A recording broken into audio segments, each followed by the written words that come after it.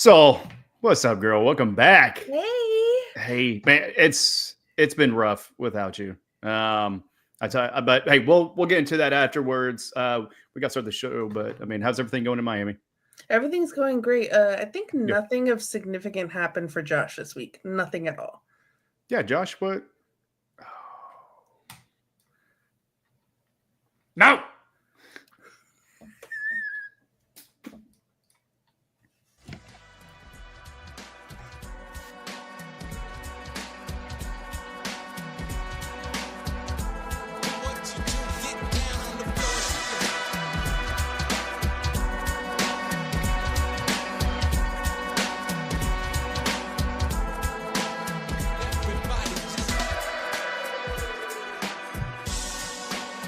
What's up, everyone? Welcome back to another episode of REV Sports Wrap It Up. I'm Josh, alongside the lovely soul and my boy Tushka. The trio is back together. Miami has come to an end as far as that road is concerned. Nothing else bad happened. The whole city of Miami. Yep, that's It it. happened to the whole town. Yeah, I mean, hey, when the soccer team loses, that's it. Nothing. There's no other sports teams that are doing any good other than Florida Panthers. Like, it's a hockey city now. Florida State. That's Tallahassee, not Miami. Okay. All right. We said Florida. University of Miami did well. We'll get into that. Did you? Yeah. But how's it going, guys? I know that the trio has been a minute since we've been all together. But we've got a lot of sports to talk about because fall sports have started. Yes, sir. Especially Josh, do you need a hug? You seem every kinda, day. You seem kind of mellow, dude. For the past 30 years, I've needed a hug. Are you gonna cry like that kid did on camera, and then he himself got his own personal message? No. Because No, so maybe if you cry enough, you'll get your own personal No. message. Some of the kid that was like in the interview that was like, No, I'm more like Stone Cold. yeah. Jerry's What? your favorite person, right? So running the bases. Yeah. Baseball. Let's just switch to that. Speaking about good stuff, the Reds, they're back 5 games back from the wild card. It's over. We had a good run. It's not over. But we've got a map here of if the playoffs started today. What happened? So Stop it. we've got Seattle and Houston. With Detroit gets the bye. The Red Sox and the Yankees. That's not going to be that's boring. Why do we need Red Sox and Yankees? Such a boring wild card game. Oh my Just god. a boring wild card game. Just those two boring people just to go to Toronto. Like, who wants to do that? Then we have the Mets and Dodgers. Thanks for playing Mets, even though there's enough money on that roster, as much as there's enough money on the other roster. Philly getting the bye, and then the Pods and the Cubs, with the Brewers having the best record in baseball, getting the bye there. So obviously, Soul's team always gets in the playoffs, and me and Tushka's teams are just. Tushka's was in it last year, and they won a round. What's getting into playoffs like? Because I'm tired of this. I'm just tired of it. But yeah, thoughts on if the playoffs would start today? Who do you think would take it? Tigers suck. Originally, I forget who the opponent was, like a few weeks ago, when it was like, if the postseason started today.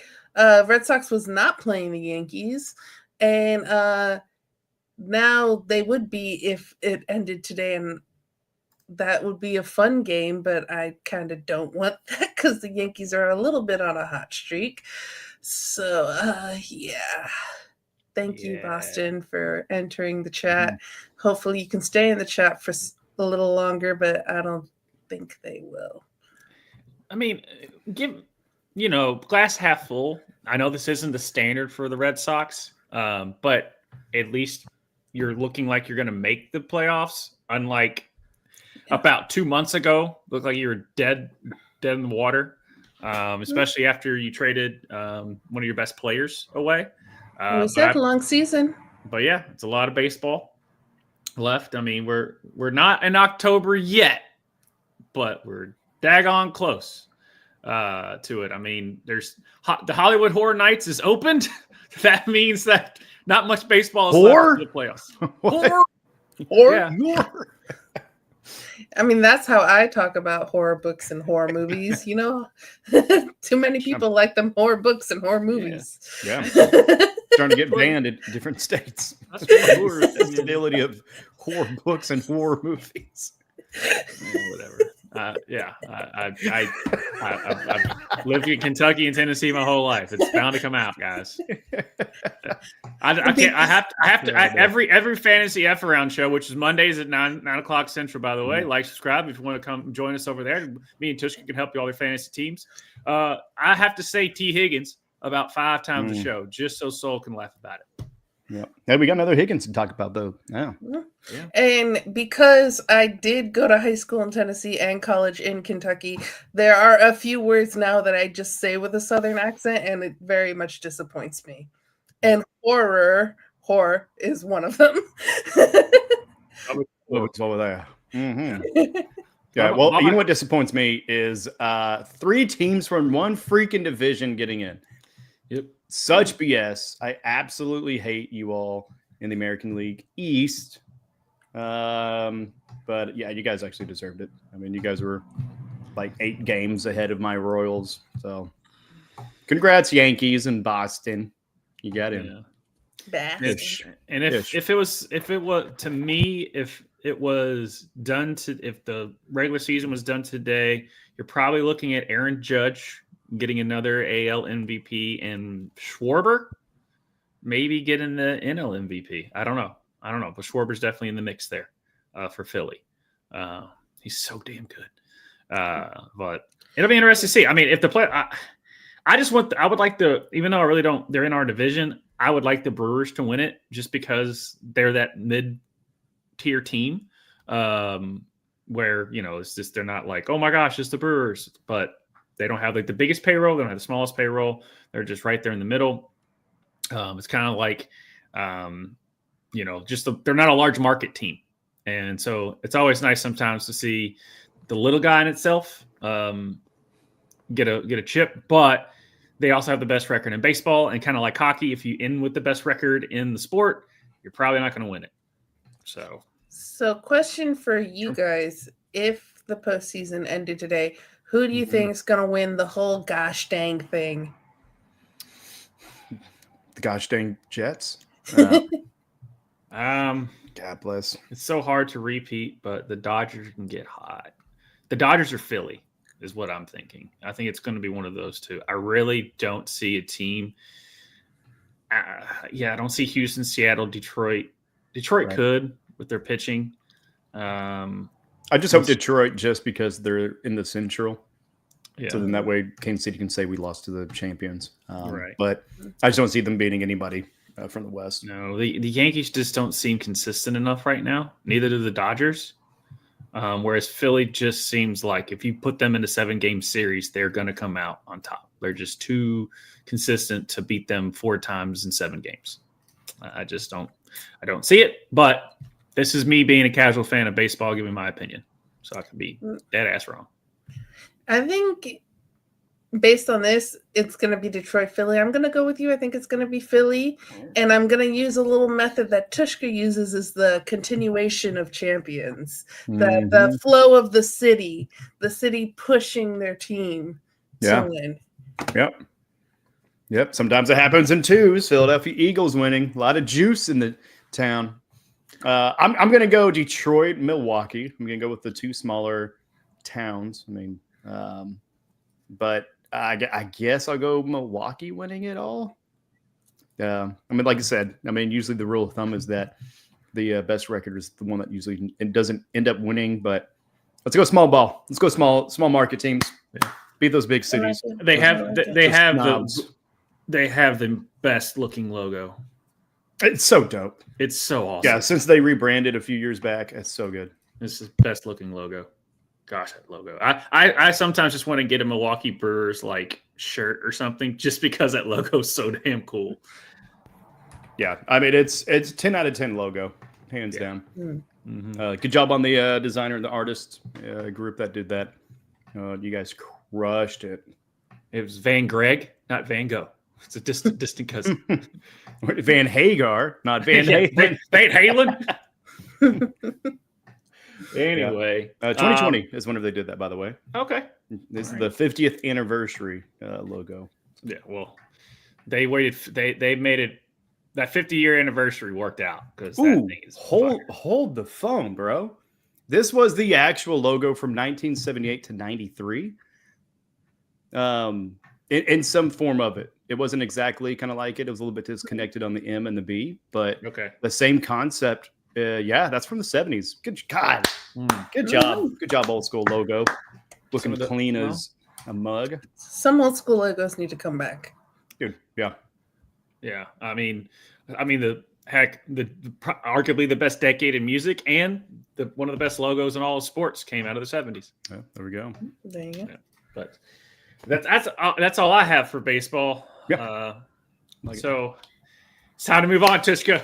We finally are playing games. Hit the button. Fucking hug it, chug it, football. It's back, baby. Yeah. Concussion. I got CTE. Who are you people? So where'd my family go? Yeah, no. Sorry, starting off with We're your family now.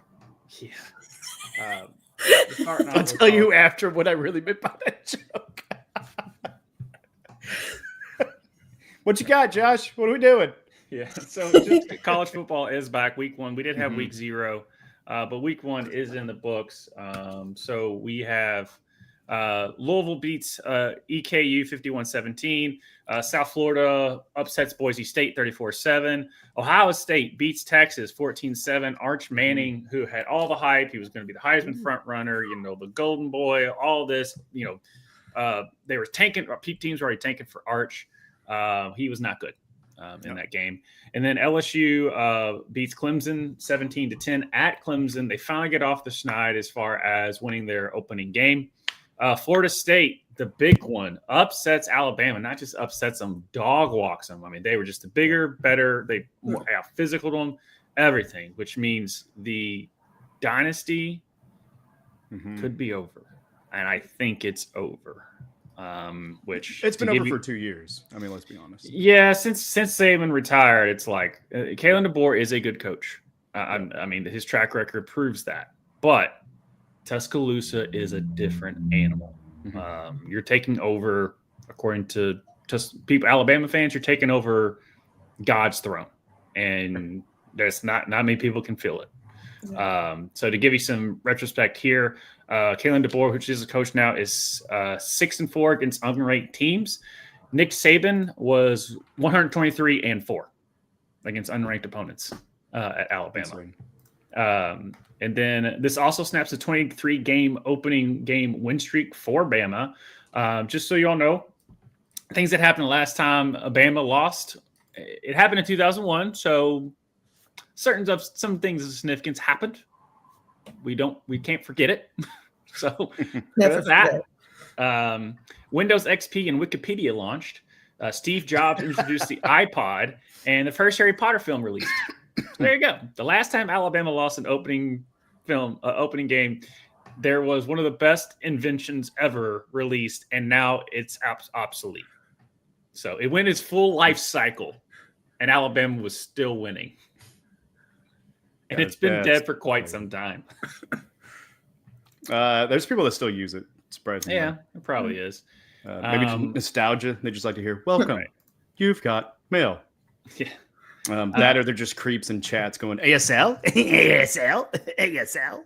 Well, what was it? The DSL network of it was until last year?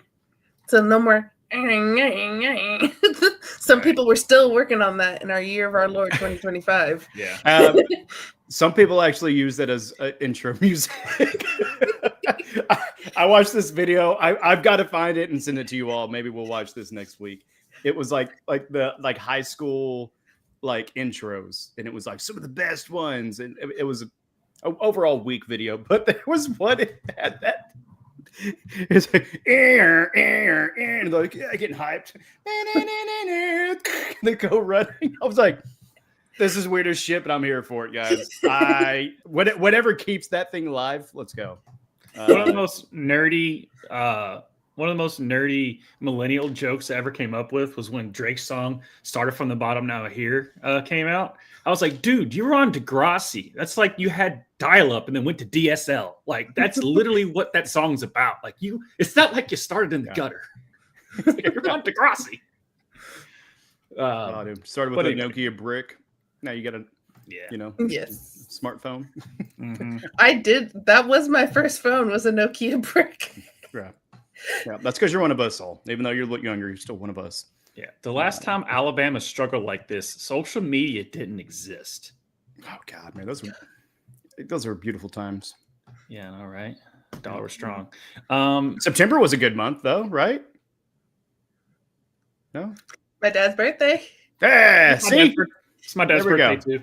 Yeah, in See? September. There you go. Yeah.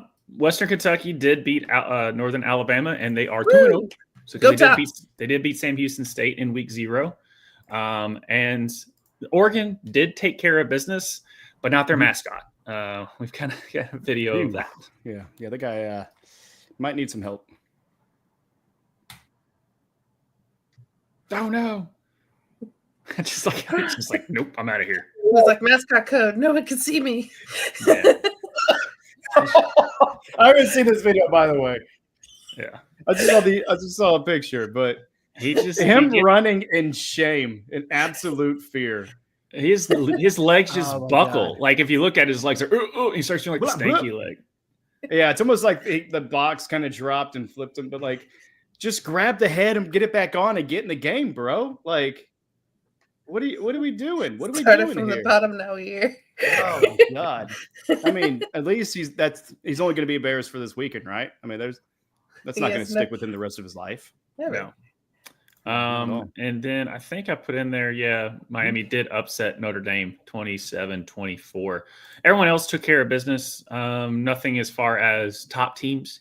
That kind of covers that. Guys, if you want us to cover one of your teams, put it down in the comments or do it. I don't know. How about you cover my team, asshole? Yeah, they won. Yeah, they look good. Sorry, I mean, you didn't mention it. I'm just saying. I didn't. And it's not just his team; it's also Jeremy's team too. Yeah, that's true. God, dude, such disrespect. Oh, yeah, because we care about the Hilltoppers.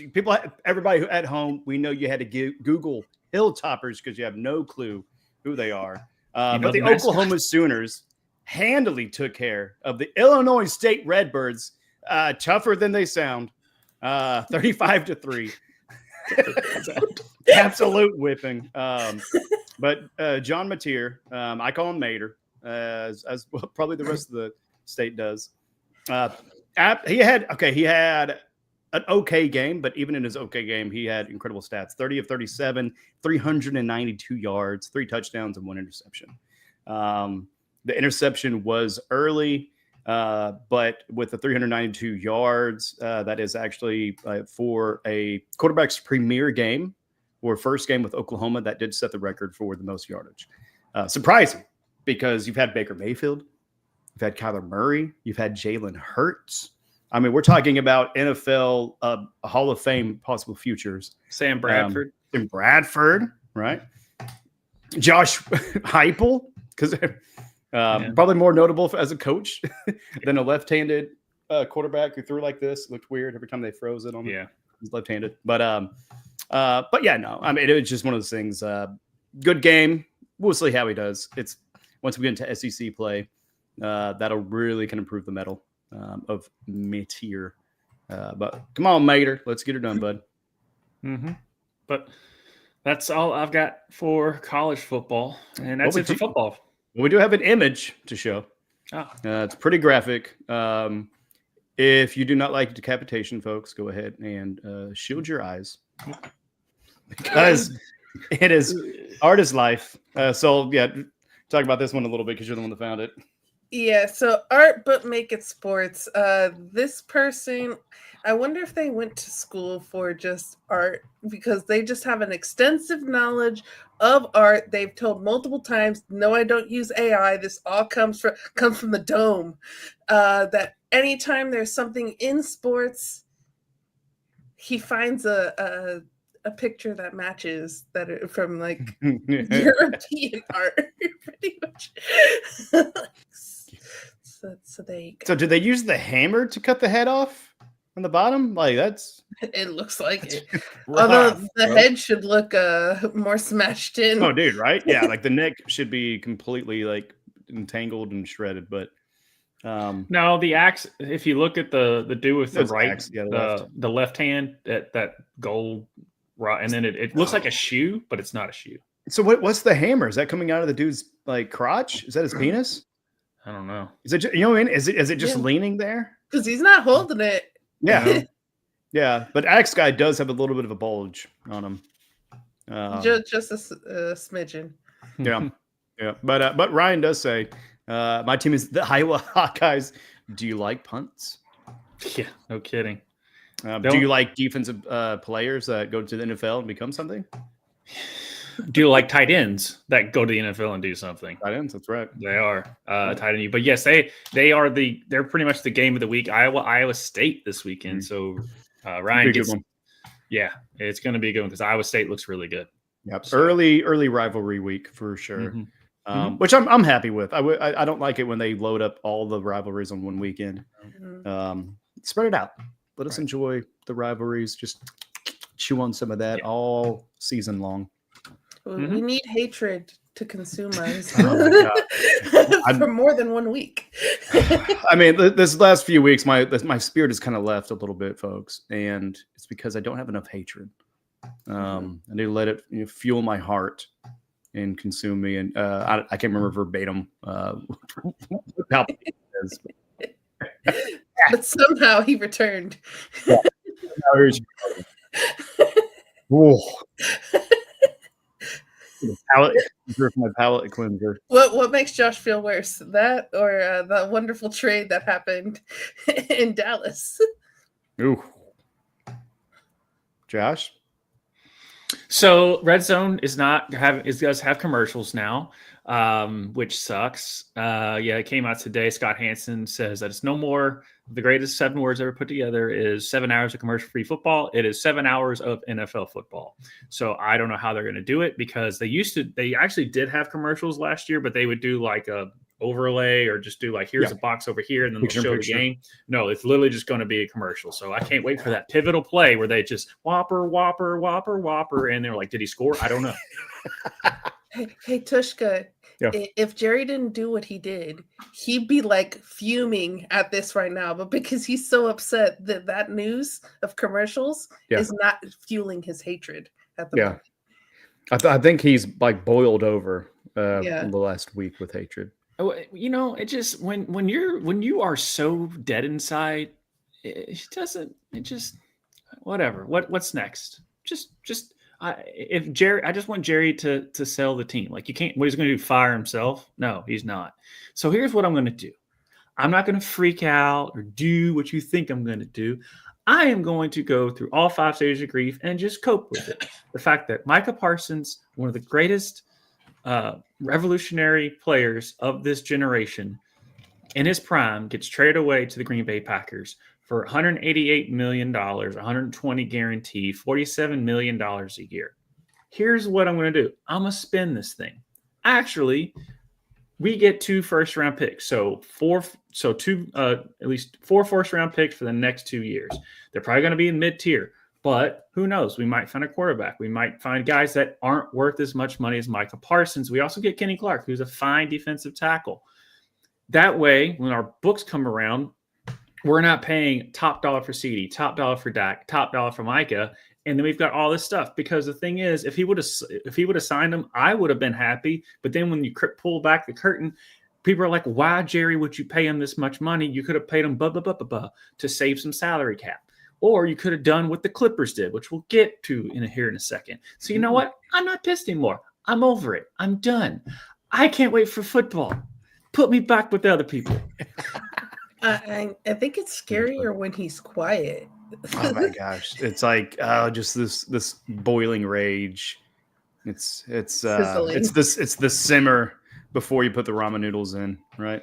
No, it's fine. It's fine. Everything's fine. We were gonna let you cook, but no. Thank you, Ryan.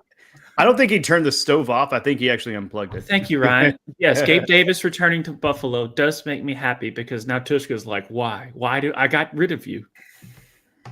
It's okay. I think I've got Keon Coleman. That might be the only player I have on Buffalo. Yeah, I'm fine. I don't have fine with staying away from that on Buffalo. But no, NFL starts tomorrow with Dallas and Philly. So you got. Go ahead and win, Dallas. Give me hope. Just give me hope. Why don't you go ahead and win? Pull the upset. At least piss off some Philly fans for 7 days. It'll give 7 or 8 days. It'll make me feel a little bit better for the fact that I know the inevitable is going to happen and we're not going to make the playoffs. And then Green Bay's going to go and win the whole damn thing. And my parents are going to be like, ha ha ha, yeah, we won. Thank you for Micah. And I'm like, oh, go fuck yourself. Yeah, I would love to see an upset. Because for one, just the chaos and the ruckus of it, but also you guys picked up Pickens. You guys have a good offense. No running back, run game. But at the same time, man, just throw the top off those white people because they can only run so fast, right? The great white hope only goes so far. I think you guys can do it. You're just going to have to score like 40 points. And that's every game. Yeah, but hey, do it on the first one. Set the precedent. Yeah. And then people are going to respect you a little bit, and then you can adjust accordingly. Yeah. The only thing I'm worried about is, like I said, with George Pickens, once we start losing, which is inevitable, he's going to check out. Yeah. And we're going to lose the team. We're going to lose the team. We're going to lose the locker room because the thing is, it's like, oh, yeah. Oh, Mike McCarthy's not your coach anymore? No. Name me the coach. You can't. Brian Schottenheimer, by the way. Yep, Johnny, that really scared you, didn't it? So, I mean, Marty's son, maybe he can do a little Marty ball with no running back. I don't know. I mean, it could just come out and shock the world, at least piss off some Philly fans. That'll at least give me a little bit of pride. As a Kansas City Chiefs fan, we thank you for your service if you did that. Yeah, but it's a long season of giving me hope and then ultimately crushing my soul. But yeah, it's a long season. It's also not that long of an episode tonight. So I think we should keep it moving. And we're going to let these fine folks sing their beautiful song because we're moving on to Basketball.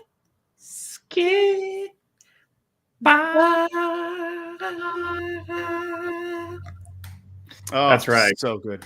So I alluded to it before, but the LA Clippers are in trouble.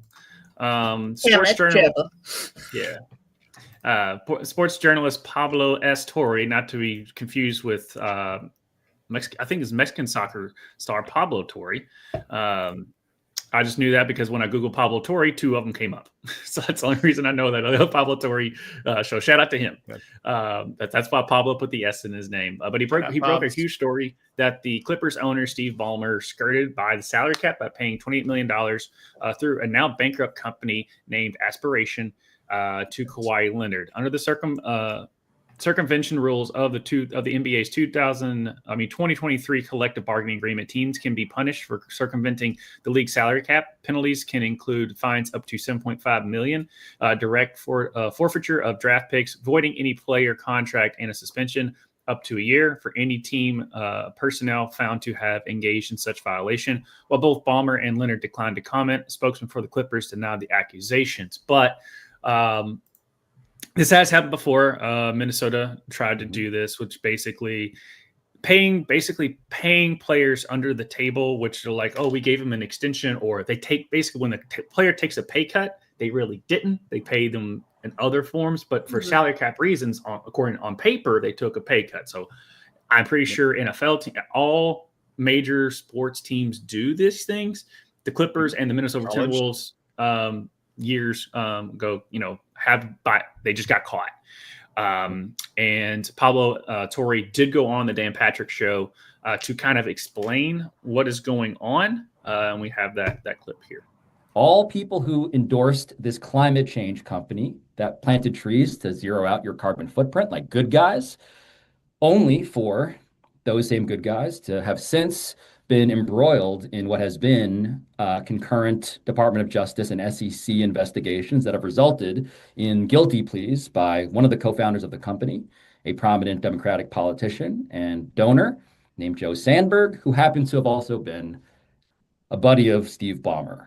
And Steve Ballmer, in this story, we establish and report using over 3,000 documents and 7 sources from inside the company, putting $50 million of his own money into Aspiration. Very long windup. I apologize for taking so long. Here's the punchline.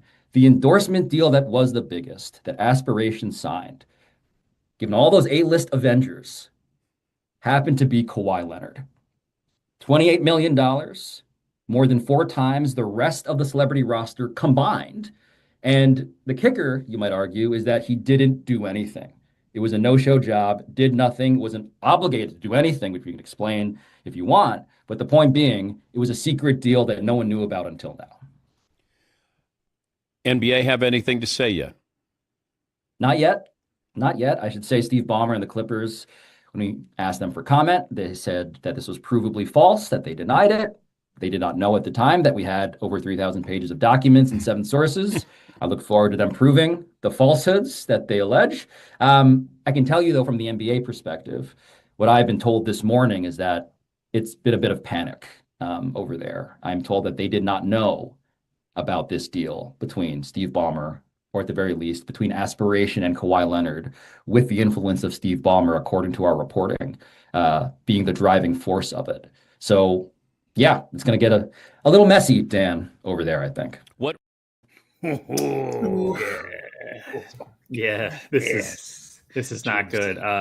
Pablo Torre finds out is a pretty cool podcast because it's basically him just breaking stories. Now, this is the biggest story that he is actually broke, because most of the time he goes in depth of like, Lamar, did he actually have to crap when he went to the sidelines against the Cleveland Browns and came back out in third game winning touchdown? Like he was covering those hard hitting, let's find out if Lamar really had to poop stories. Like, and then he breaks. who was it that was throwing up? They apparently they were drunk. It was McNabb. I think during the Super Bowl. Yeah, or something like that.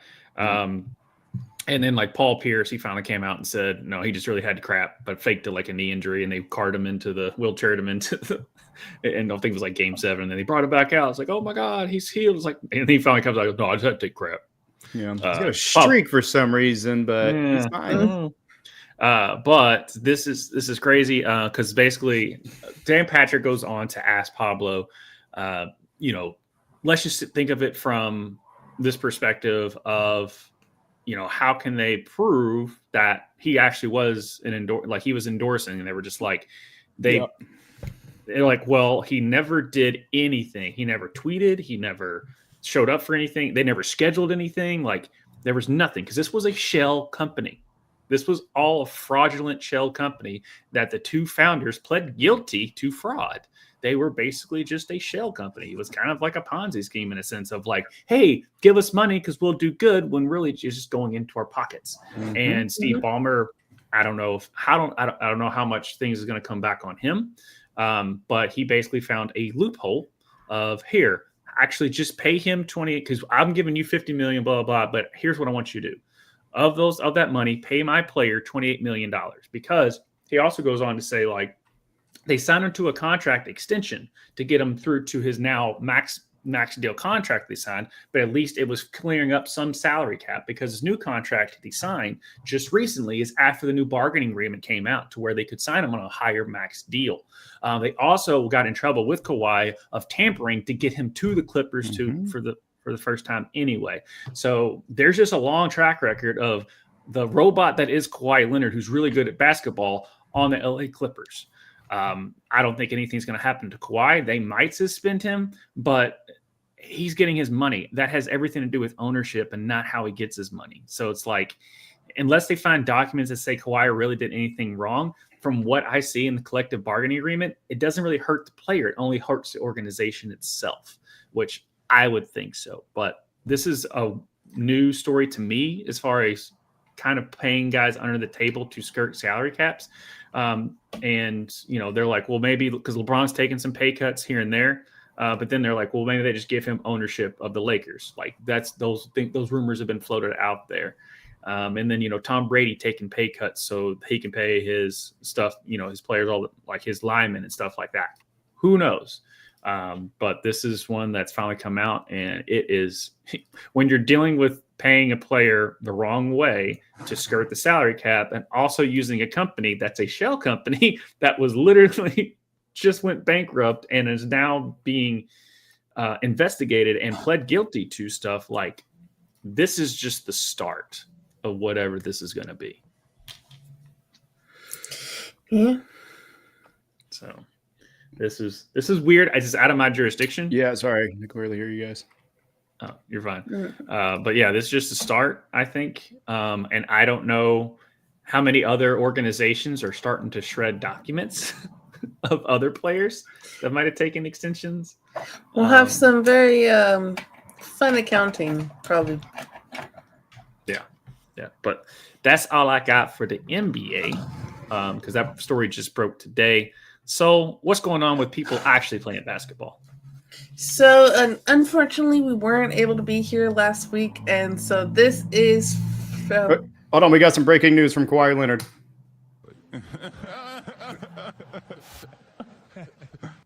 So my computer slowed down, I guess, because I was uploading that, and I couldn't hear a word you guys said, so I missed that transition. That's all right. But so yeah, this is 2 weeks ago, but it involves Tushka's girl. Kelsey Plum makes the winning shot in the Sparks' 81-80 win against the Wings. Let's watch.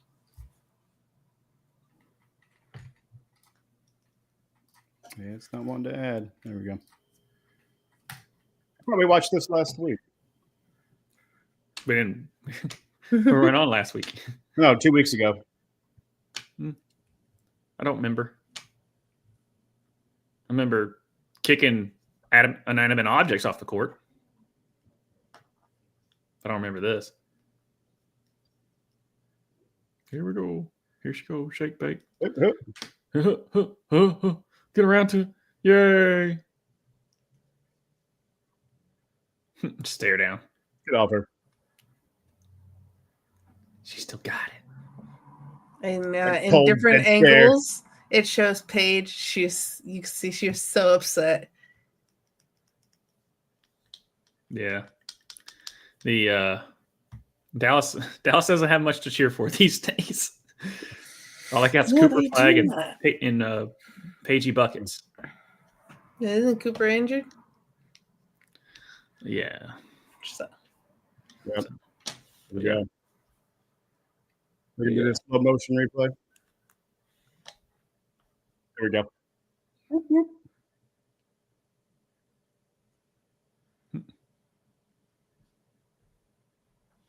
They got the right. Looks like the Dame time. Yeah. They got the right matchup. That big could not stay on her. I saw Paige. Yeah. But speaking of Paige, in this game, she had a career high 44 points. So people were talking about her and talking about Kelsey, and she's just like, I don't care that I am over 40. We lost, which that's something that, like, I like players like that. That they can have a great game, great statistically. People are praising them, and they'd be like, no, we fucking lost. Yeah. But to put into perspective of Paige scoring 40 plus points, this is the kind of people that she is matching up to now. So these are players who have had a 40 plus point game in the WNBA. So Asia Wilson, ever heard of her? 3-time MVP in 2023, 53 points in 2024, 42. Liz Cambridge, I have her here. She's not an MVP, but she did score 53 points in 2018. So she's here on the list. You got Maya Moore, 48 points, same year as her MVP in 2014. You got Lauren Jackson, 3-time MVP. She's at 47 points in 2007. Diana Taurasi, ever heard of her? You have 47 in 06, 44 in 2010, 42 in 2023. None of those in her MVP year. You got Brianna Stewart, who she's a 2-time MVP. All in the same year, 2023. She had a 47-point game, a 43-point game, a 42-point game. Elena Delle Donne, she had a 45-point game in 2015. That's the same year as her first MVP. She has 2. And Cynthia Cooper in 97 and 99, a 44-point game and a 42-point game. So these are MVP caliber people that Paige is now putting herself in the list right next to in her rookie year. So it's one of those things of we know what her potential is. She's already doing this her rookie year. Yeah, this is why Caitlin, her, and Juju, as long as Juju's knee holds up, is why we've been talking about these 3 female athletes for years since they've been in college, because we knew this is what the impact they were going to be in the WNBA, and why the WNBA is growing is because of these 3 feet, not just because of what they already have in the league, but because of the draw that these 3 already had brought to it. Juju just got to get there. Unfortunately for the Wings, that loss, put them out of eligibility for the postseason. So, hey, get a little longer rest before next season start. Right. What can next year Paige look like? Now we're going to talk about someone whose turn of fate turned for the good, and that's the Las Vegas Aces. They've been on a run. So the Aces haven't lost a game since their August 2nd match against the Lynx, where they lost by 53 points. If you remember, this is the game that Asia said, if you're not embarrassed by this, don't bother coming to practice. So, and it looked like that kind of turned things around because they haven't lost since. They've gone from 8th place in the standings to 2nd, and they clinched a playoff spot. And none of this could have happened without Asia. And this run kind of adds her into the MVP conversation. She was orbiting it because of who she is, but people weren't really going, oh, this is the year she's going to get her 4th MVP. And now after this run, people are like, she's very possibly could get a 4th MVP this year. We're going to talk about the MVP race in a second. But any of you thoughts on like the Las Vegas Aces like literally turning their fate around? They were possibly not going to be in the postseason, and now they are. That's why he played the whole season. That's why I play. Yeah, that's why I play the whole season. That's the type of player that Asia is, and that's the type of coach that Becky is. So if you have the best player in the league, and you have the best coach in the league, other than the Lynx coach, I think she's right there with Becky. But if you have the best coach, one of the best top 2 coaches in the league, to me, and you have the best player in the league, and especially in the generation, you're never out, because a player like Asia can carry you to the playoffs. Now, we'll see once you get there, just because I just think Minnesota is just that good of a collective team, rather than Asia just like she's like LeBron and the Cavaliers when he was first coming up. Just it was LeBron and a bunch of dudes. It's kind of like Asia and a bunch of women. That's pretty much what it is. I mean, I would argue I know they have better players on that because they got Chelsea Gray, they got Jackie Young, they have players who went to the Olympics, Drew Lloyd, all of the Vegas. The reason why people were Vegas is because they are a stacked team. They are a superstar-studded team, and they're in Vegas, and they are 2-time winners. People are like the best player that helped them there. So. That's what I was kind of getting at. They lost Kelsey, but people were asking like, what is going on with them this year? Why?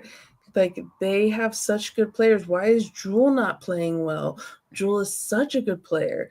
And Jewel turned it around. All of them kind of turned it around. And it's one of those like bad season turns into great season in the second half. Mm-hmm. Yeah. Well, 11-game winning streak. And then I don't think she's averaging over 30 points in the last few games, but she definitely had quite a bit of those. Yeah, I mean they helped to it, but it ain't gonna matter. I wish the Reds would go on a run. Yeah, we're done with baseball, bro. Yeah, I don't know. I'm just saying. yeah we talking about my girl now, no fish. Oh yeah. So let's talk MVP race here. That's my pick. I know. So as we said, Asia Wilson, her being the turnaround that the Aces had cements her now like fully in the race instead of just orbiting around it. Nafisa Collier, she's the front runner for the award this year, and lights out season. Reminder for everyone, she was second in the voting last year. Like Asia was so overwhelmingly the person, but Nafisa got some votes as well last year. And she's gotten better. Unrivaled, I think, helped a lot in the offseason. All the players who've been in Unrivaled have like their stats have gone up since last year to this year. So it's helping her. Mm-hmm. The only thing that she has kind of going against her, she did not play 10 games this year due to injury, and no WNBA MVP has missed more than 5 games in the year that they've won the MVP. And people are talking about, because that 10 games, like her team was still winning without her, although she like obviously is so important for the Minnesota Lynx. So, but do you think that's going to affect her in this race at all? That length of time? Best player in the best team. Yeah. You just never know. I mean, a lot of times, people, what's it when, crap, where, it's a most recent thing. So, Recency bias. Thank you. So recency bias right now, Asia, just because of the run that they've gone on, because Nafessa has been so consistent throughout the whole season. I know. I always say Nafessa. You always correct me. Nafisa. I know. Just Cheryl would Mufasa? correct you too. Did you say Mufasa?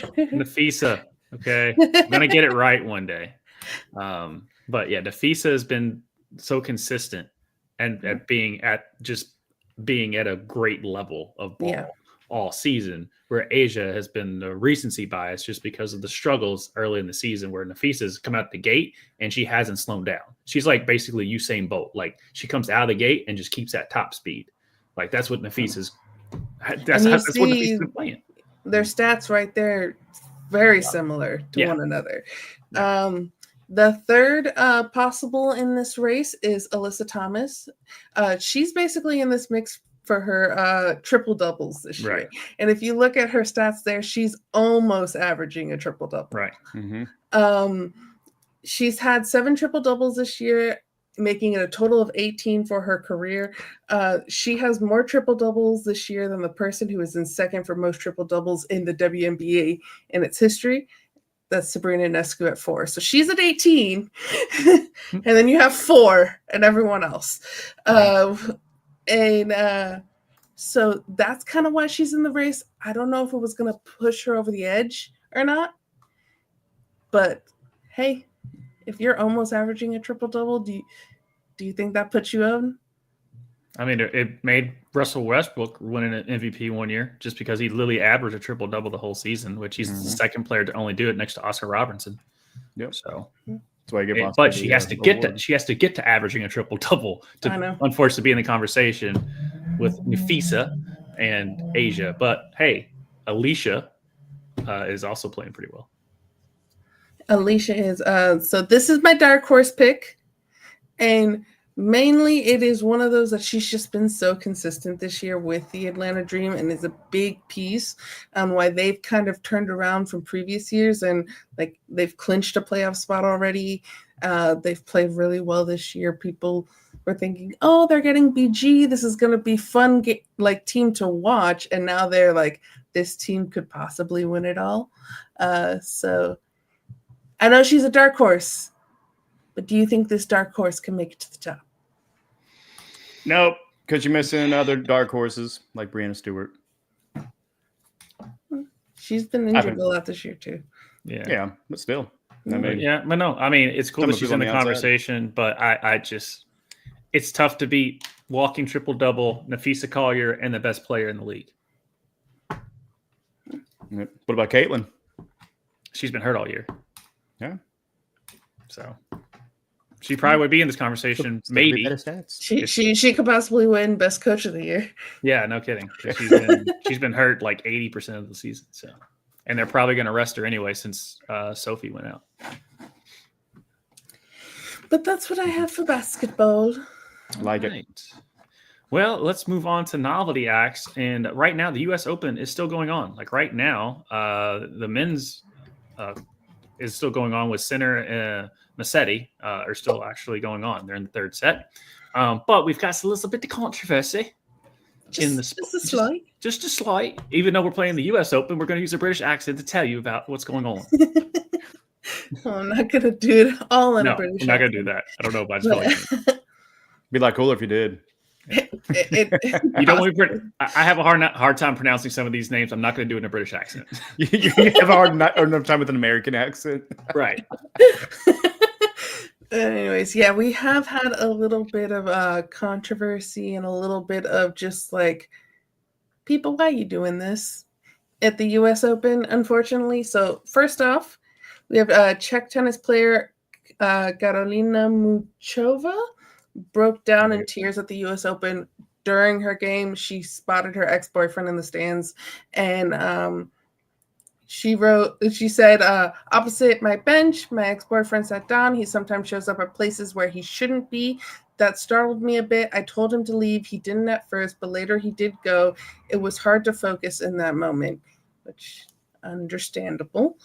Despite the unsettling distraction, Muchova rallied to secure a grueling 3-set victory days after beating Venus Williams in the opening round.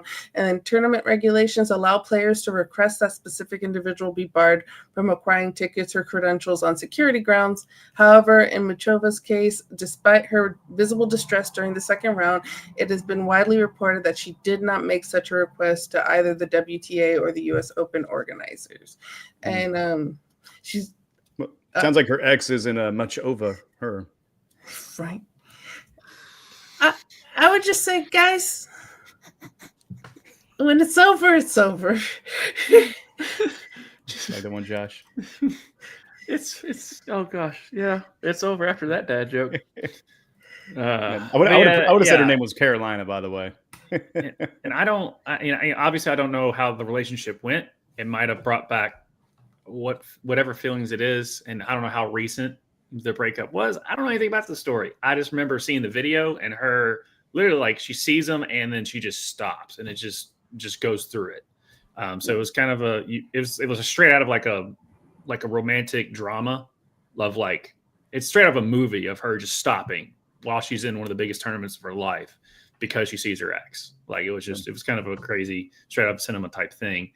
But I'm glad he left, but the fact is, I think he's now just doing it. It sounds like this isn't the first time, right? Yeah, I was saying he shows up in places where he shouldn't be, was in her statement. Yeah, So that is it like stalkerish? Ooh, right? Yeah. Like in the closet, shows up at the house, or I just shouldn't be. Of course, that's relative. Right. You know, you shouldn't be here. Oh, it's a public place. All right. Right. Have It's the right to be like here. he bought a ticket. Girl, just put a restraining order on him. Yeah. And then security Just put him on the going list. forward. Yeah, Yeah, put him on the exactly. list. Security going forward. Blacklist him. Just get him out of there. I mean, there's TV, dude. You can watch it from home and be a creep at a distance. All right. Yeah. Yep. And then this other one, sad as well.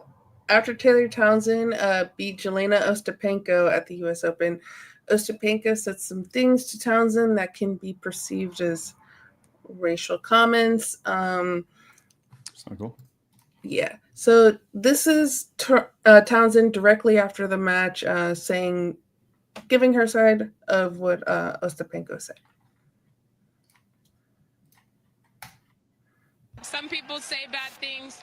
She told me I have no class, I have no education, and to see what happens when we get outside the U.S. So I'm looking forward to it. I mean, I beat her in Canada outside the U.S. I beat her in New York outside the U.S. So let's see what else she has to say. People get upset when they lose, and you can't. Some people say bad things. She told me I have no class, I have no education, and to see what You even happens saying when that we in get English, outside like US. the other girl?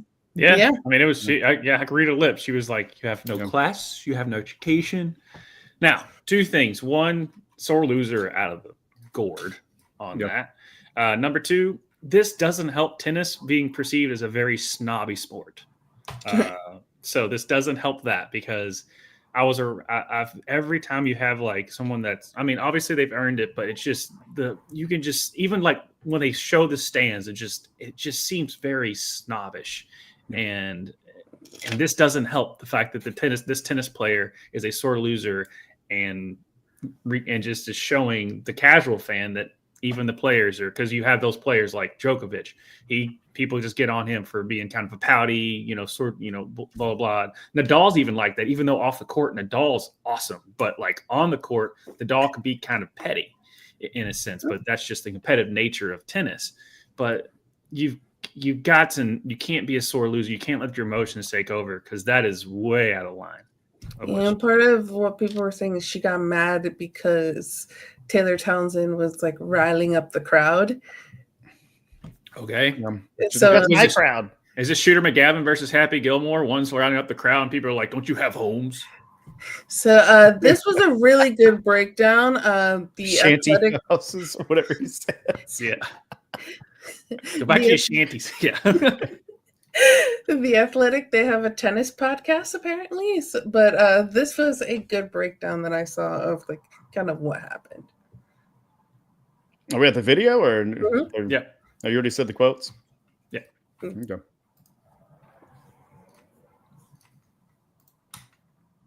Milena Ostapenko, there was no mention of race, and there was none by Taylor Townsend either until the very last question of the press conference, and yet race hung over this whole grim episode, and that it felt really appropriate. Actually, I thought the non-explicitness of it all, because that's so rarely what racism looks like, right? It's so rarely someone intending to sound overtly racist. Far more often it's insipid or unconscious or carries a good amount of plausible deniability with it.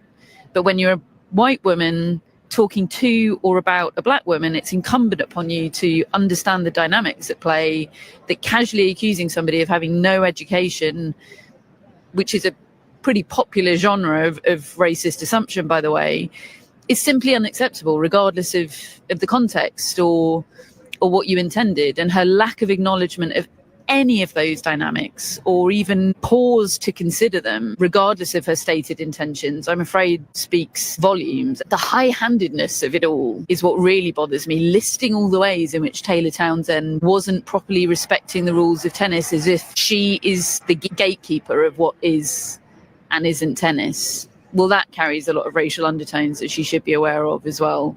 Plus a shitload of irony up until... I was saying it was so delicacy and everything, and then fuck off.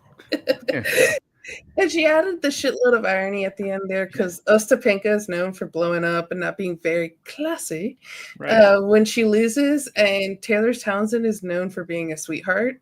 Right. And then the other thing too is that she said she's uneducated, and Taylor Townsend has a college degree and Ostapenko doesn't. Right. Yeah. Well, I mean, to be fair though, Topanga probably knows about lack of class, because she definitely shows it. So maybe she is speaking from a certain point of understanding what it means to be a piece of shit. Right. So maybe that holds a little bit weight with her. I don't know, but bro, you better get that fucking finger on my face. Mm-hmm. Oh my God. You point a finger at me, I'm about to snap that bitch off. That's like, to me, that's like some of the rudest things is pointing and such. It's like, dude, just don't belittle me when I just kicked your ass. Right. Yeah. And trying to steal her win away, which, like, if you watch the video of it too, like the end, she doesn't let her. She goes back to the crowd. She riles them up. Right. She's celebrating her win. So I'm glad that she didn't let that moment. No, she was all class. She was all class. Even the press conference. I mean, I did hear a little bit of chatter of a chant of white people suck going on, but that's hearsay. in a predominantly white crowd. Yes. Yes. Everybody's like, 45% of me sucks. And we had other players that backed her up. That included Ben Shelton, Coco Gauff, Naomi Osaka. Naomi herself, she said, it's one of the worst things that you can say to a black tennis player in a majority white sport. And granted, I know Taylor and I know how hard she worked and I know how smart she is. So she's the furthest thing from uneducated or anything like that. She goes on to say, if you're like generally asking me about the history of Ostapenko, I don't think that's the craziest thing she said. I'm going to be honest. I think it's ill timing and the worst person you could have ever said it to. And I don't know if she knows the history of it in America. So that was Naomi Osaka giving her 2 cents there. And we have the final moments of after she got to go take a shower and everything, and then the press conference with Taylor. Got to wash some of the racism off. What her intentions were. I can only speak on how I handled the situation, and how I handled it is someone who's upset about the outcome that occurred. You lost, and you're upset about that. Saying I have no education and no class. I don't really take that personally because I know that it's so far from the truth. The thing that I'm the most proud of is that I let my racket talk, because ultimately I'm the one here sitting in front of you guys, moving on to the next round, getting the next check, moving on, being able to still be here and speak to you guys. And that's what's the most important. She's packed up and she's gone. I can't speak on what her intentions were. Yep. She's packed up and she's gone. Yeah, she's Packed up and gone. Yeah. So That's a t-shirt right there. Shit. Yeah. But yeah, no. She killed her with class and also on the court. So there you go. I mean, But there were some actual matches being played, right, Josh? I know. Yeah. Here we go. Let me stretch this out because we're getting to some names. Djokovic beat Fritz in a quarterfinal match. Alcaraz wins his quarterfinal match. Canadian Auger Aliassime wins his quarterfinal match tonight, the Battle of Italy, which we talked about right now, ongoing. The center is up 6-6, and then right now the third 4-2. He needs Jesus. So yeah, center could right now center's in control, or Musetti. And then we have the big match is going to be semifinal match on Friday, Djokovic versus Alcaraz. Yeah, I'm not a big tennis fan, but yes, Djokovic being the pretty much the guy for the past decade, and Alcaraz being the new guy. So yeah, is it finally going to shift? Are we finally going to see the shift where Alcaraz starts to be the face of the game? Because he definitely, a lot of casuals came out of the woodwork because of that over 5 hour match that he had for the Australian Open. So that was nuts there earlier in the season. For the women's side, Naomi Osaka beats Coco Gauff in their round of 16 matchup. Now, Coco Gauff did switch up her coaching staff right before the U.S. Open. Now, whether to fix her serve issues, whether or not that really had to dampen her losing, I do not know, because she literally just switched. So maybe they're still working on those mechanics. So we'll see if that coaching change pans out. Later on in her career, if she sticks with them for that. But the quarterfinal winners in women's Sabalenka, Pegula, American, Osaka, and Acetaminophen. Yeah, beat Swastika. No, it's not Swastika. Swiatek. In a rematch from the Wimbledon final. The match people are most looking forward to is Osaka and Acetaminophen in the semifinals tomorrow. In the women's doubles, Venus Williams, yes, 45-year-old Venus Williams and Leila Fernandez have been a crowd favorite, but they lost to the team of Townsend and Siniakova. There we go. I got it. Townsend is considered one of the best doubles players currently, and then Townsend and Siniakova also won their semifinal match and will be playing in the final this Friday. So Townsend is the talk of the town as far as unfortunate headlines, but she actually made those bad into good for her being going to the battles, baby.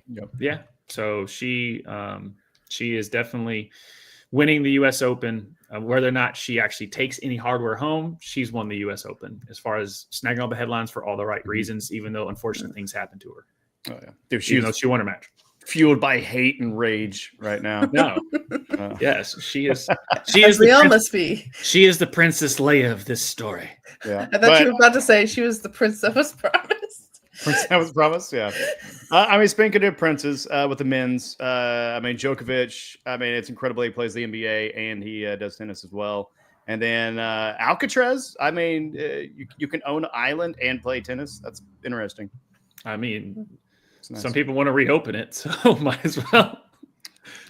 We're gonna reopen it. We're gonna fill it with all sorts of people. Probably the brown type. Stop kicking and screaming. I'm sorry, is he not? Is he not? Kicking and screaming.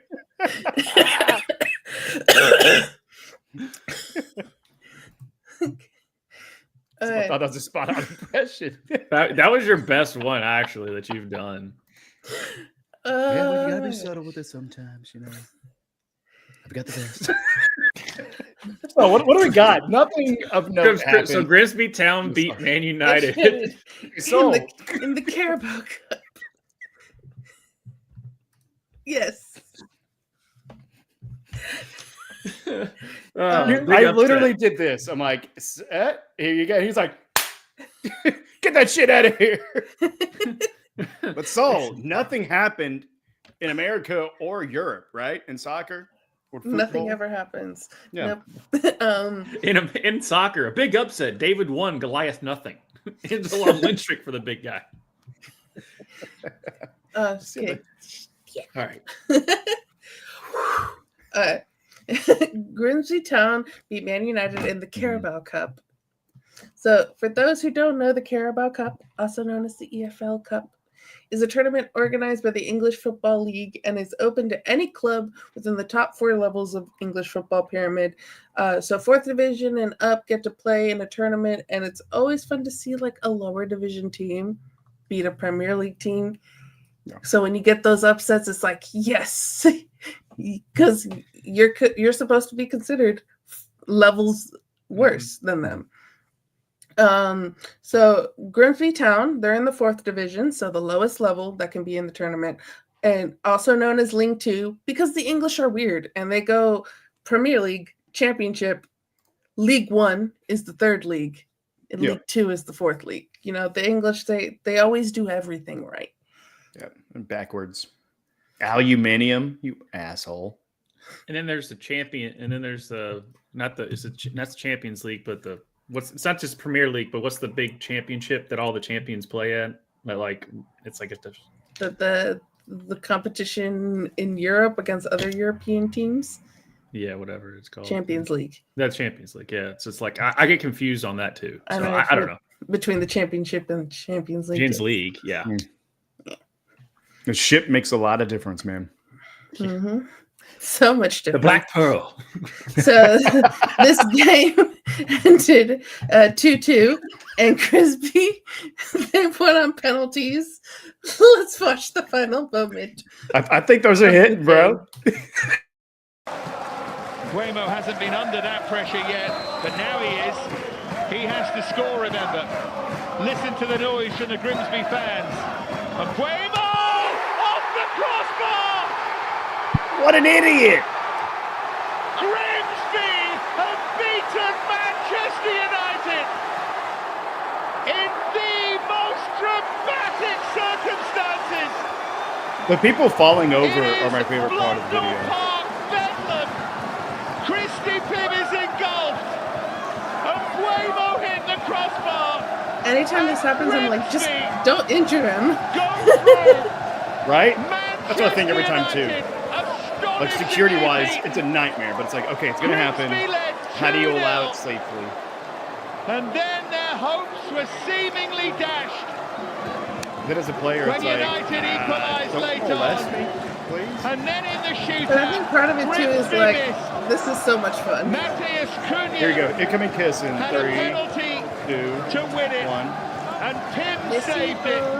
And then, well then, what followed was something else. Yeah, dude. Yeah. God. Good job, Grimsby. Good shit, man. For the entire world. Right. You guys won. Good job. Anytime an upset, you love it. Even though I have no clue who Grimsby is, I do now. Yeah. So. And especially when you beat Man United. Fuck those guys. Right. Exactly. That's why I said David won, Goliath nothing. It's basically like the AAA team of like the Nashville Sounds beating the Yankees. God. And a win is a win, but for them to miss like that, I mean, it's not like I'm not want to take it away from them and say you didn't beat them. You know what I mean? Mm-hmm. But it's like they beat themselves, and it's beautiful. Hey. But hey, he made the second shot. Does that not count? Right. He called ball back, right? He got he got Mulligan. To quote Dom Toretto that just passed Soul's house, it doesn't matter if you win by an inch or a mile. Winning, as Tushka alluded to earlier. Nice. Like it. He also said family. Yes, he did. So after the game, the goalkeeper for Grimsby Town, Christy Pym is his name, was interviewed and asked how he my ex-girlfriend? How he felt. Christy Pym. Christy Pym. What about second breakfast?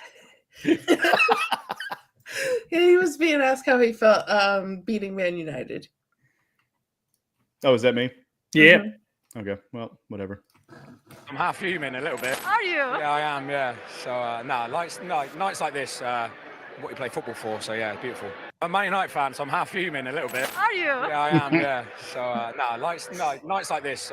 Imagine you beat the team you love. Dude, right? So half of you is happy because you're going to the next round, and the other half of you is like, God, the team that I love is dog shit. Right. I mean, you play for the jersey first. You know, that's what you paid to do. Mm-hmm. But yeah, it was funny. I'm half fuming.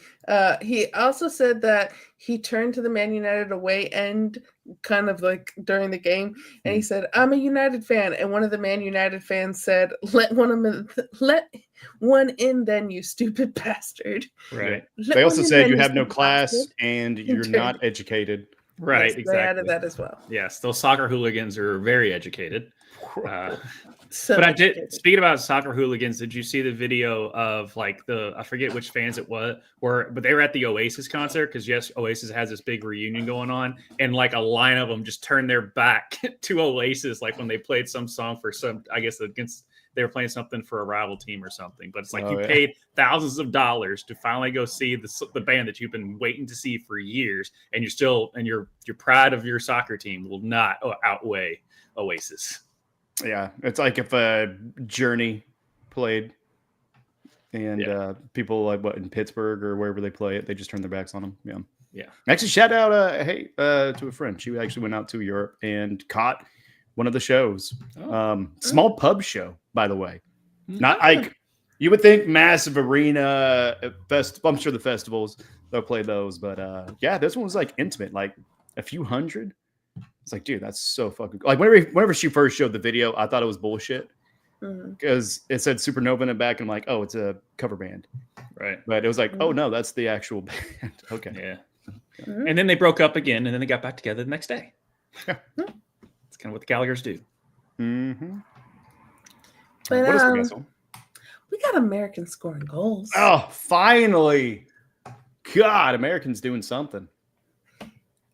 And we got a lot of goals to go through. So first up, Christian Pulisic.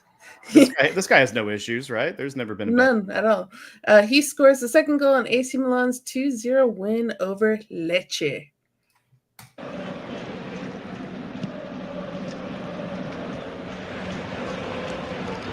Good Lord, what a moonball. He's run the way here of Christian Pulisic. All right, man. Where's that been? Yeah, they better be there again. He gambled and he got his reward. Next year, right? World Cup.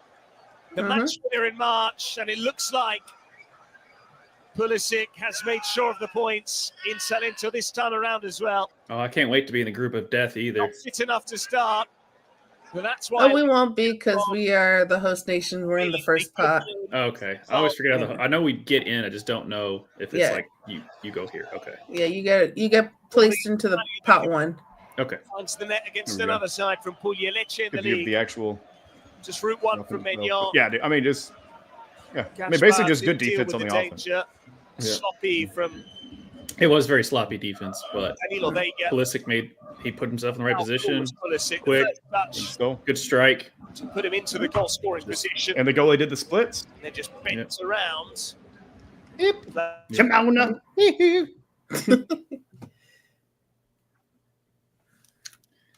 All right. Billy King.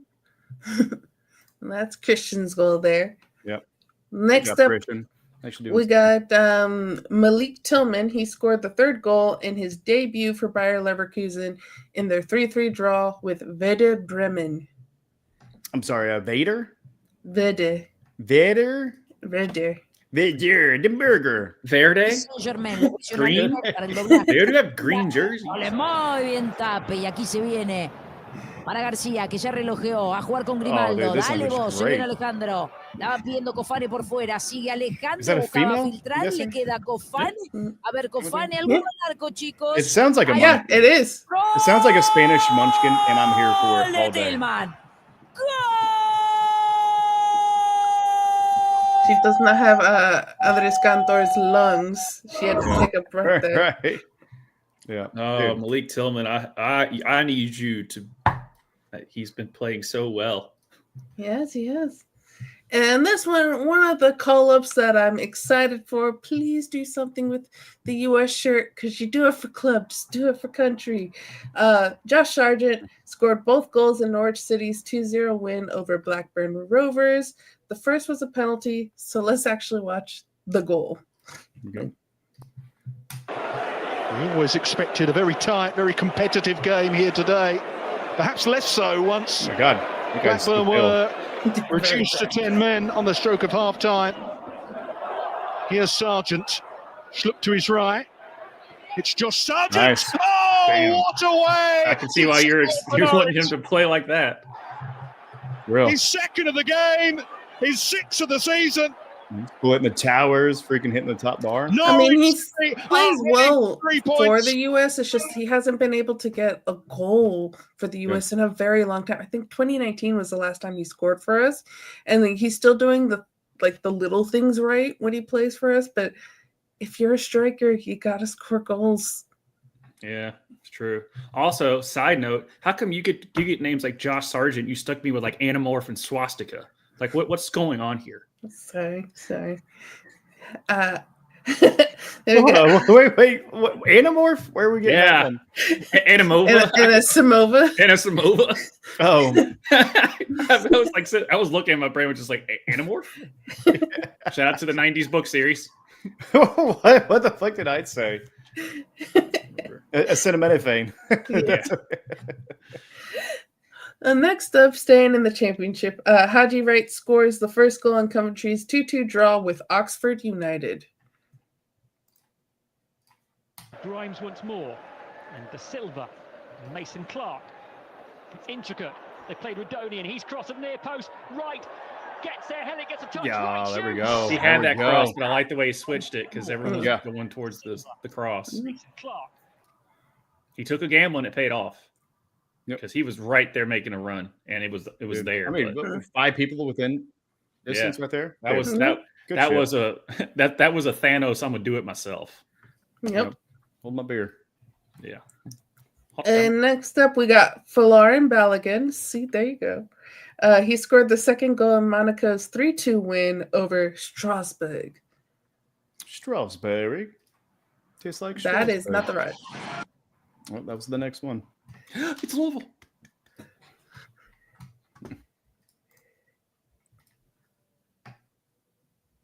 Okay. Let's go to the next one and I'll get this. We have Taylor Flint. She scored for Racing Louisville in their 1-1 draw with Houston Dash. It's not a win, Josh, but it's a tie.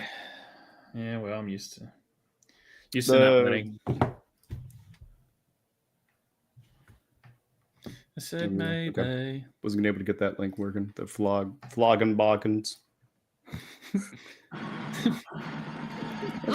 Flogging berries. Yes! That's not the right one. Yeah, that was Izzy Rodriguez. The Lillabanta. Well, let's just fucking watch these then. Yep. How did Izzy do? It was Lillabanta. Oh, Lillabanta. Oh, okay. Oh, she got to do her twerk dance. Wait.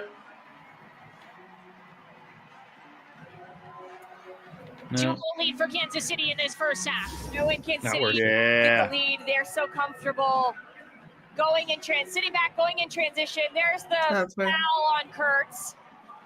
Which didn't look like a ton of contact, but Lillabanta doesn't care. Yeah. She says, I'm going to place this upper 90, top of the net. It hits the roof of the net first before it hits anything else. And then, Lo, she's always got something for the camera. She got that cake for the camera. Yeah. So that's your KC team. So you got a goal with Louisville. You got 2 goals, Izzy Rodriguez and Lola Bonta with KC. How you guys feeling about your teams? Oh, good. I mean, KC clinched a spot, and I need Louisville to get a seat at the table. That's all I need. Just get a seat at the table, and then we'll see what happens from there. But just get a seat at the table. I'm tired of my teams not making the playoffs. Because I'm not worried about the Spirit because they have the greatest female soccer player since, I don't know, ever. Marta plays for Orlando. No, I don't care. This is the unretiring GOAT. Yeah, I know. Yeah, I think I quit. Everybody's like, oh, thank God. She's like, I'm back. I'm like, fuck. The Brett Favre of retirements. Or Tom Brady. This is the Tom Brady. Yeah, I was going to say, there we go. Yeah, Tom Brady. Comp. Yep. Because when Favre unretired, it was like, yeah, dude, you should have. And for her, too, it wasn't even like her club. It was her country. She's like, I'm retired from Brazil. I'm going to cheer you guys on at the next World Cup. Right. Don't call me. And then it's just like, she's back. For Orlando, everyone assumed she was retiring. Right. Mm-hmm. It was like, oh, it's... People were asking her the questions the same when, Diana Taurasi was close to retirement. People were asking her the press conference. So, when are you going to retire? And she came out and was just like, I'm not retired. I'm fucking staying. Yeah. I mean, the big one's going to come up at the end of this offseason for the NFL is Mr. Swift or future Mr. Swift. Yeah. No, there's a lot of people that should be retiring. But who shouldn't be retiring is Fluoride Bouillon. We got that video. You want to set it up again, Sol? Yeah, Florian Bouillon. He scored the second goal in Monaco's 3-2 win over Strasbourg. Yeah, and we'll fix this in post. Strasbourg tastes like Strasbourg.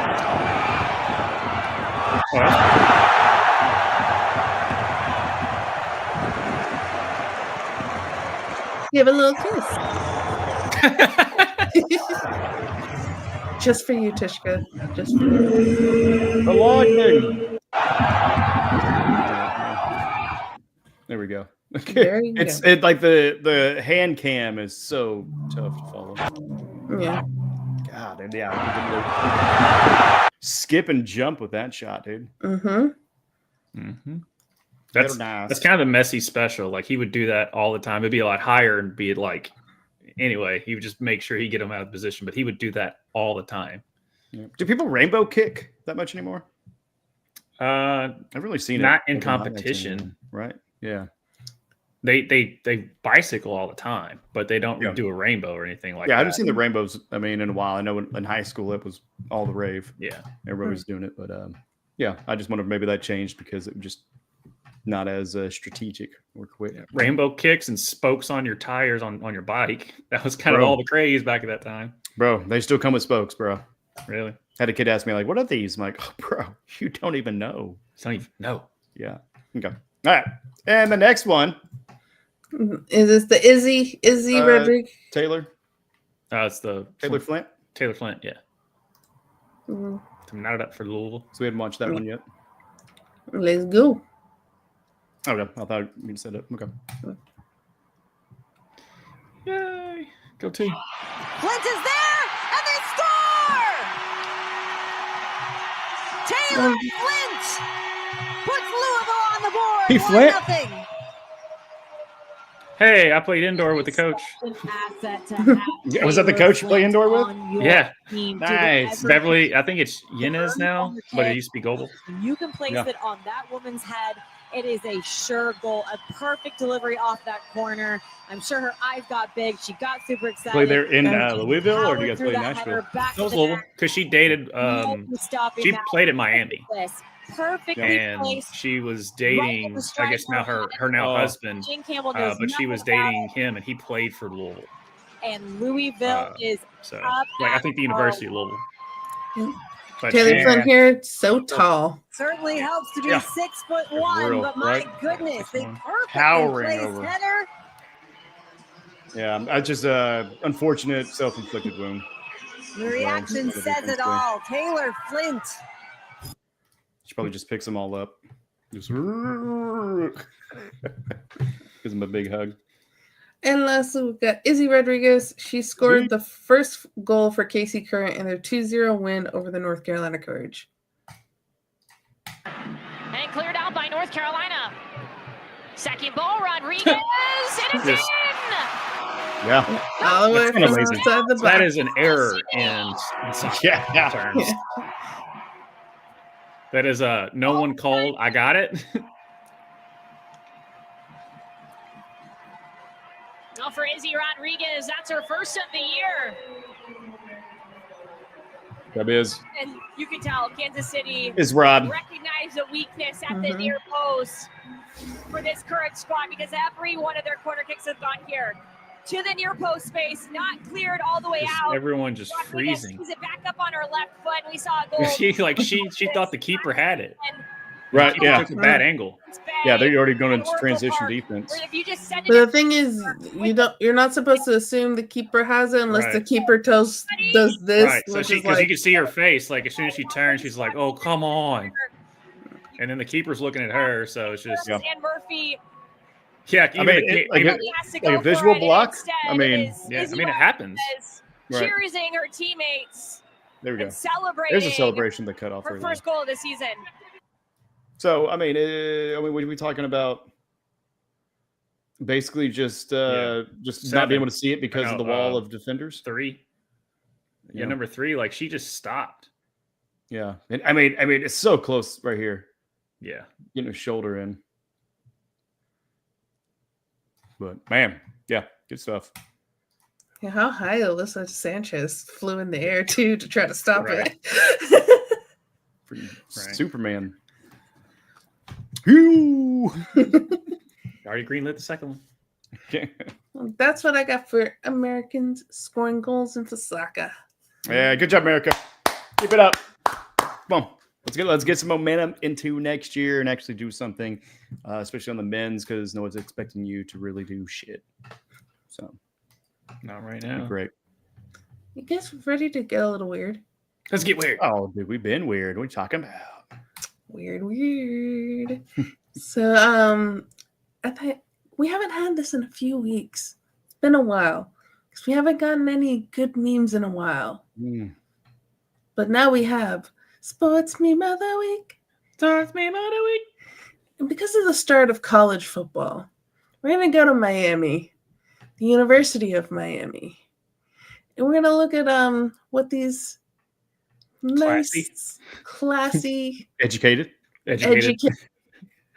elderly people here in Miami wore to the UM. These game. Rhodes Scholars. These old asses. Nasty asses, bro. Yeah.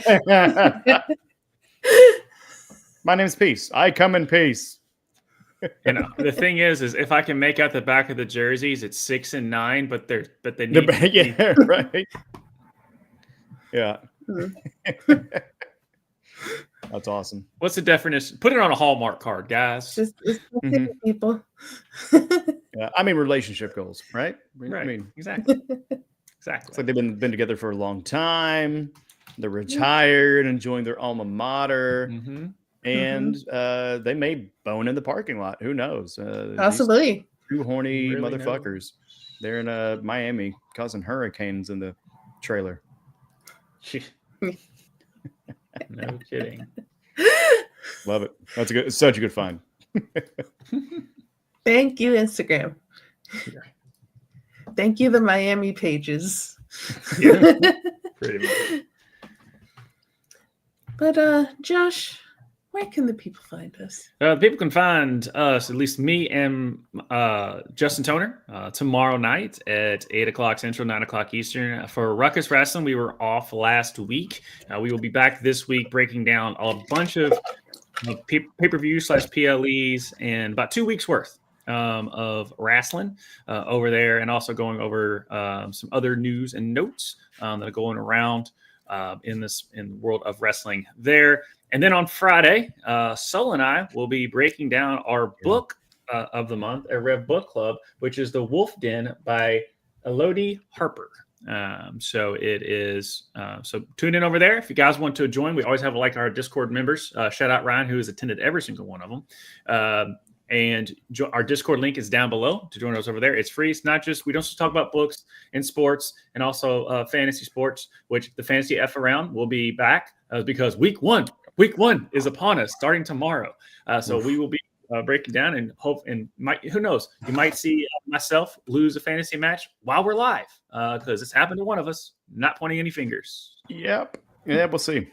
No, we're playing against each other. But keep pointing. I know. That's what I'm saying. You're going to see one of us sit there and be like, "Did I beat? No. Did I beat you? No." I know, but keep pointing the wrong direction. No, I'll point at you, dog. Yeah, I need to move out of the way for you guys pointing. It's typical what happens when we talk about women's soccer. It's one or the other. Just and solo, right? But you do this there. But join us over there on the Discord page as we just shoot the breeze, have a good time over there. I'd love to have you there. It is free to join, and then you can also join us for the book club as well. We're bringing you all on after we do our initial review to get your thoughts on the book, and we also have you all vote and appoint books for us to do each month, and we do it the first Friday of every month. So there you go. That's what we got going on.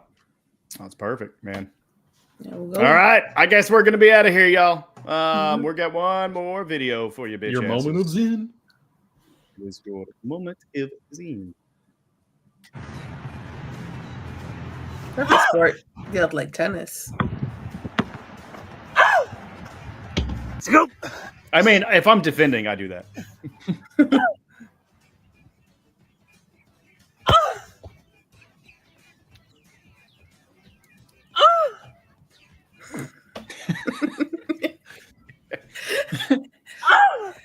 My.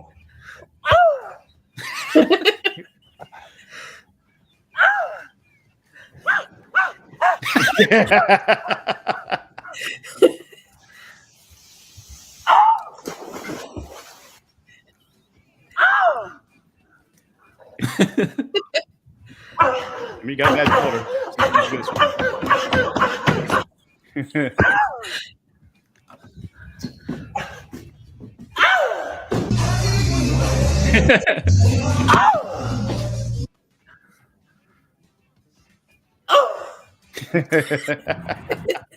We love it. We love you guys. We out of here. Peace. Let's go.